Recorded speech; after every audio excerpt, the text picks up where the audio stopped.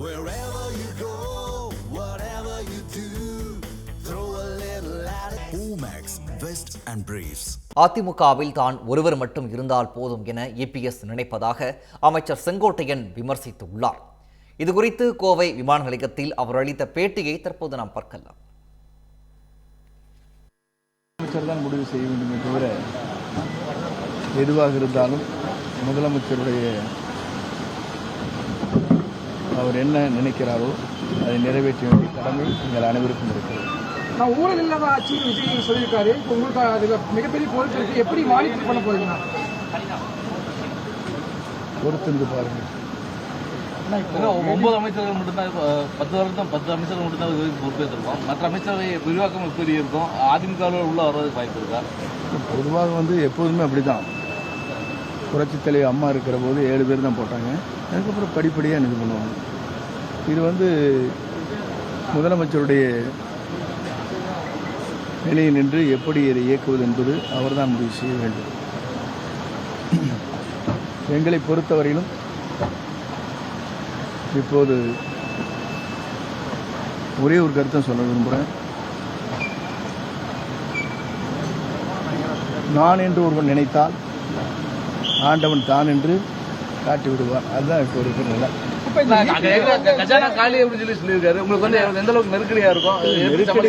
நெருக்கடிகளை சமாளிக்கிற திறமை நம்முடைய தமிழக வெற்றிக் கழகத்துடைய தலைவர் தமிழ்நாட்டின் நிரந்தர முதலமைச்சரால் முடியும்.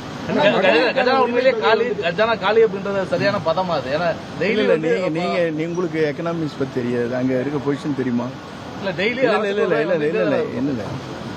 பொருளாதாரம் என்பது படிப்படியாக ஆய்வு செய்துதான் அதிலே தெளிவான விளக்கத்தை செய்ய முடியுமே தவிர நீங்கள் கேட்கின்ற கேள்விக்கெல்லாம் இப்போது உடனடியாக பதில் சொல்ல இயலாது. இந்த மாவட்ட செயலாளர் நீக்கியிருக்காங்க 2 பேர்த்தை. இன்னும் அதிமுக அந்த கட்டடத்தில் 2 பேர் கிளாஸ் ஆகிட்டு.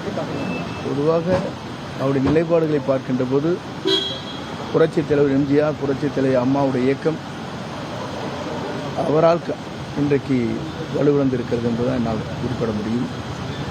தான் ஒருவர் மட்டும் இருந்தால் போதும் என்று நினைக்கிறார். அது காலத்தின் கட்டாயம் அது மாற்றி காட்டும். மகளிர் உரிமை தொகை ஒரு சிலருக்கு கிடைக்கலங்கிற ஒரு இது வந்திருக்குன்னா 2 நாள் ஆச்சு. இத்தனை கேள்வி கேட்டா நீங்கள் யோசிச்சு ராத்திரி படத்துக்கு கேட்டுருந்தீங்கன்னா இருங்க. என்னுடைய கேள்வி என்ன, இப்போதான் கவர்மெண்ட் ஃபார்ம் ஆயிருன்னு இல்லைங்க. ஒரே நிமிஷம் இருங்க. இப்போதான் கேபினட் இது பண்ணி போர்ட்போலியோ அலர்ட் பண்ணியிருக்காங்க. நாங்கள் இப்போ தான் சென்னைக்கே போனோம். அதுக்குள்ளே இவ்வளோ கொஸ்டின் கேட்டால் இப்படி ஆன்சர் பண்ணுங்க. நீங்களே உங்கள் வீட்டில் உங்களுடைய பொருளாதாரத்தை பற்றி சொல்ல முடியுமா? பையனுக்கு என்ன செலவு, பிள்ளைக்கு என்ன செலவு, உங்களுடைய வருவாய் என்னங்கிற சொல்ல முடியுமா? உங்களால் நீங்கள் லாங் டைம் தான் இருக்கிறீங்க. ரிப்போர்ட்டு சொல்லுங்க பார்க்கலாம். இல்லை ஆமாம், ஒன்பது செய்வாருங்க. அவரை பொறுத்தளவுக்கு அது இப்போ பார்த்தீங்கன்னா எல்லா நடவடிக்கையும் நீங்கள் கூர்ந்து கவனித்தா தான் தெரியும். முதல் எடுத்த உடனே அவர் சொன்னது 200 யூனிட் மக்கள் வரவேற்றார்கள்.